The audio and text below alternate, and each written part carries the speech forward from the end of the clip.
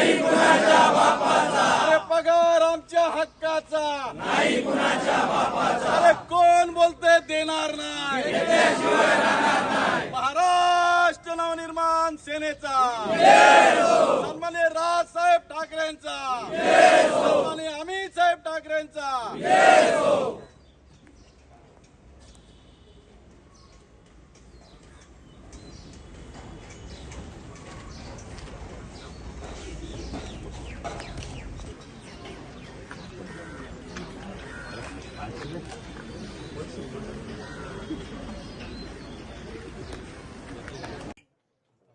काय सांगाल दादा, कामगारांनी जे काम बंद आंदोलन केले त्याबद्दल? कसं गेल्या वर्षापासून आम्ही प्रशासनाला वेळोवेळी पत्रव्यवहार करत आहे की हे जे आमचे कर्मचारी आहेत हे कोणी श्रीमंत नाहीत, तर त्यांना दर महिन्याला वेळेवर पगार झाला तर ते मुलांची शाळेची फी भरतात, घर भाडं भरतात, EMI असतं, EMI जातो. कारण हे दरवर्षी दर महिन्याला 30 तारीख उलटून गेल्यानंतर ह्या कामाच्या कर्मचाऱ्यांचा पगार येतो. मागच्या वेळेला असं आम्ही आंदोलन केलं, त्यावेळेला अतुल पाटील साहेबांनी आम्हाला लेखी आश्वासन दिलं की बाबा महिन्याच्या 10 तारखेपर्यंत आम्ही पगार करू. त्याच्यानंतर त्यांनी जे पत्र दिलं ते त्या पत्राला जागे राहिले की व्यवस्थित 6 महिने व्यवस्थित पगार यायला लागला. त्याच्यानंतर आमचे कोकरे साहेब आले. कोकरे साहेब आल्यानंतर परत आमच्या घनकचरा विभागाचा बट्ट्याबोळ झाला की 1 महिना असं नाही की आम्ही पत्रव्यवहार करत नाही तिथं, की दर महिन्याला हे लोक मुद्दामून करतात का ह्या कॉन्ट्रॅक्टरवर यांचा अंकुश नाही हे त्यांनाच माहिती आहे.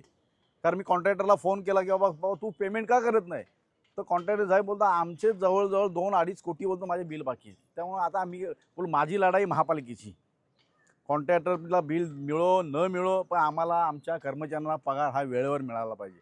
जर आज नुसतंच घनकचरा विभाग नाही, आमचे KDMTवाले आहेत ते सुद्धा संपावर आहेत. आम्ही बेमुदत याच्यावर गेलेलो आहे, सुट्टीवर गेलेलो आहे, सामूहिक सुट्टीवर गेलेलो आहे की बाबा जर आम्ही काम करूनसुद्धा आम्हाला पेमेंट मिळत नाही, त्यामुळे आम्ही मग सामूहिक सुट्टीवर जाऊ. किती कर्मचारी आहेत संपावर जाणारे?